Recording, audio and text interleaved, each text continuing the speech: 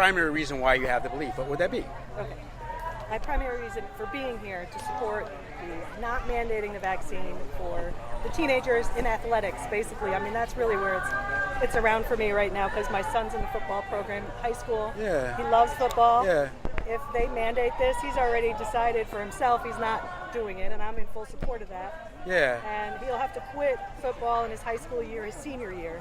So if they mandate the belief, mandate the vaccine, that your son will not take it. He will now not have one of his favorite sport, his favorite extracurricular activity in his senior year of high school, which I think they're actually robbing that from these kids if they want a choice, or if their parents want a choice.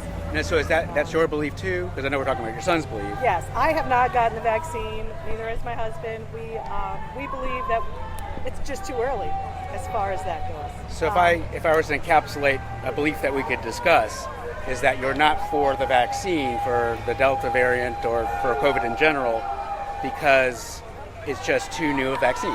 I'm not for it being mandated because it's too new, right? Not for it being mandated because it's too new. I have friends and family who have it, and I'm all in support of them having it. Yeah. Let's say on a scale from 1 to 7, how confident are you that this belief that you have is true?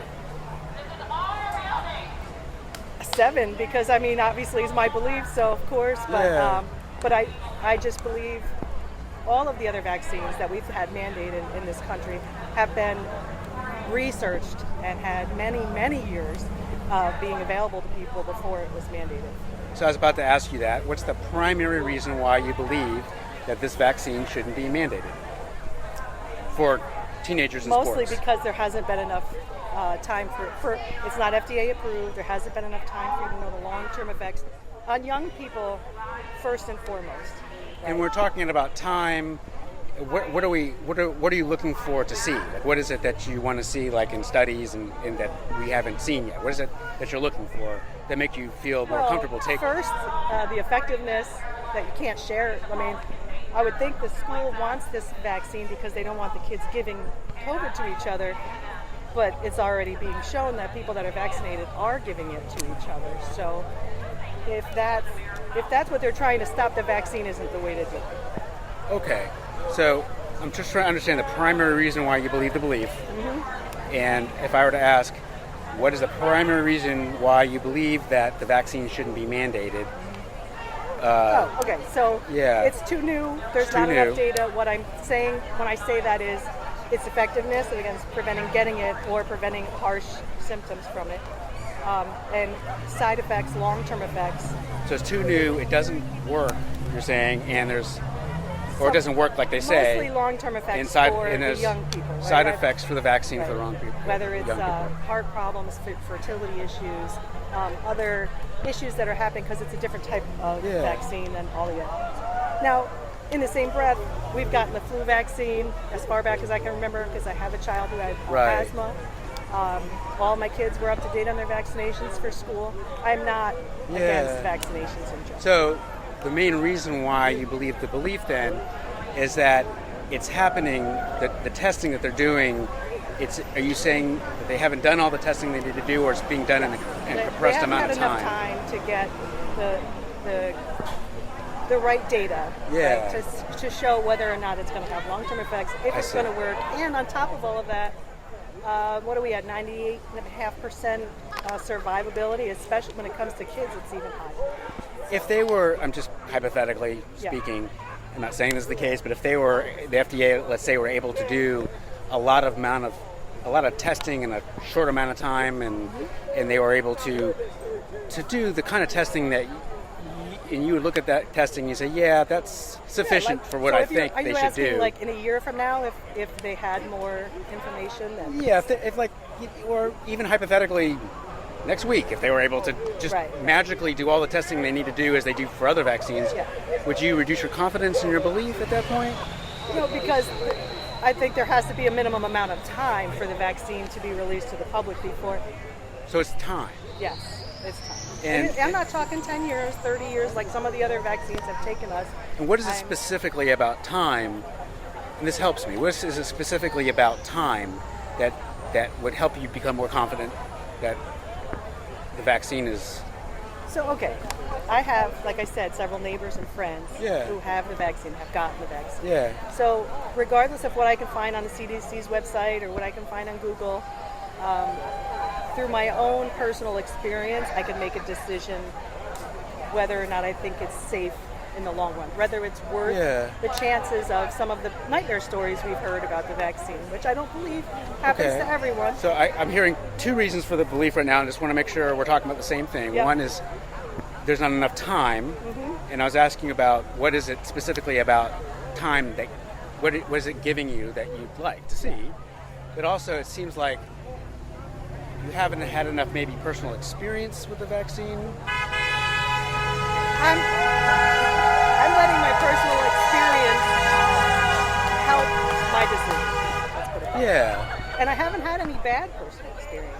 So that's actually helping the number from 7 come down to, to a lower number. And the longer my friends and family have had the vaccine, have not gotten COVID, they're not in the hospital, they don't have some third arm growing, Right. As long as the longer that happens, the more confident I am in the vaccine. Yeah, I see where you're coming from.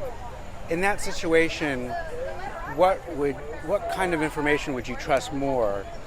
Looking at your friends and family and seeing how they respond to the vaccine, or seeing scientific data?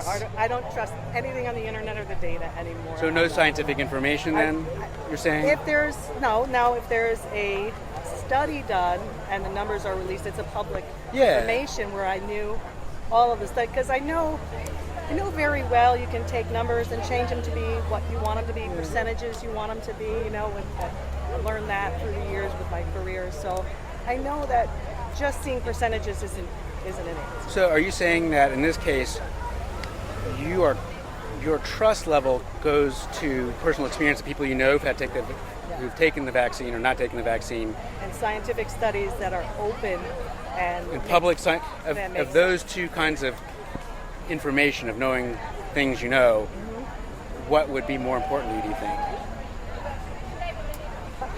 That's a good question. I don't know if I can answer that.